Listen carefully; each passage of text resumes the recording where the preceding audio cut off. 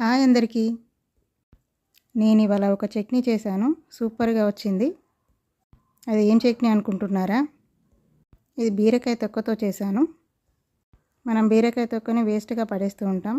అలా వేస్ట్గా పడేయకుండా ఇలా చట్నీ చేసుకుంటే చాలా బాగుంటుంది. అంతేకాకుండా ఈ బీరకాయలో చాలా పోషక విలువలు ఉంటాయి. ఇందులో చాలా ఫైబర్ ఉంటుంది. ఇది మన జీర్ణశక్తికి చాలా ఉపయోగపడుతుంది. ఓకే, ఇప్పుడు ఈ చట్నీ ఎలా చేయాలో చూద్దాం. ముందుగా బీరకాయ తొక్కని శుభ్రంగా కడిగి పక్కన పెట్టుకుందాం. కడాయి పెట్టుకొని ఒక 2 టేబుల్ స్పూన్ల నువ్వులు వేయించుకొని పక్కన పెట్టుకోవాలి.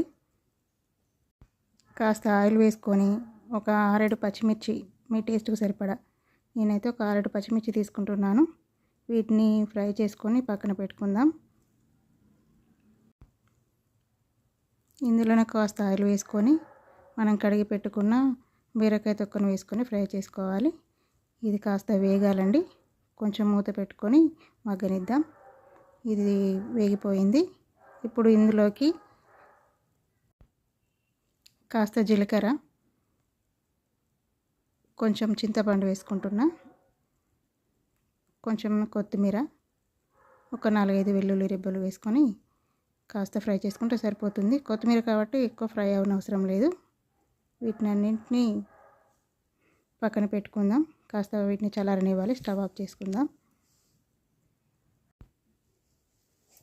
ఇవి చల్లారిన తర్వాత ఒక మిక్సీ జార్ తీసుకొని అందులో ఇవి అన్నీ మనం వేయించుకున్నవన్నీ వేసుకొని వీటికి కాస్త సాల్ట్, మీకు సరిపడంత సాల్ట్ యాడ్ చేసుకొని మిక్సీ పట్టుకోవాలి. కొన్ని వాటర్ యాడ్ చేసుకొని పట్టుకుందాం. ఇలా ఉంటే సరిపోతుందండి. దీన్ని ఒక గిన్నెలోకి తీసుకొని పక్కన పెట్టుకోవాలి. ఇప్పుడు దీనికి ఒక తాలింపు వేసుకుందాం. తాలింపు కూడా అవసరం లేదు, ఎందుకంటే మనం అన్నీ ఫ్రై చేసుకున్నాం కాబట్టి. వేసుకుంటే కాస్త కలర్ఫుల్గా ఉంటుంది, టేస్ట్ కూడా బాగుంటుంది.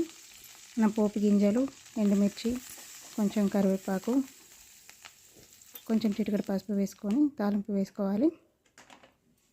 అంతేనండి, మనం బీరకాయ తొక్కతో చేసిన పచ్చడి రెడీ అయిపోయింది. ఇది అన్నంలోకి చాలా బాగుంటుంది. తప్పకుండా ట్రై చేయండి. నా వీడియో కనుక నచ్చితే లైక్ చేయండి, కామెంట్ చేయండి. Okay, thank you for watching.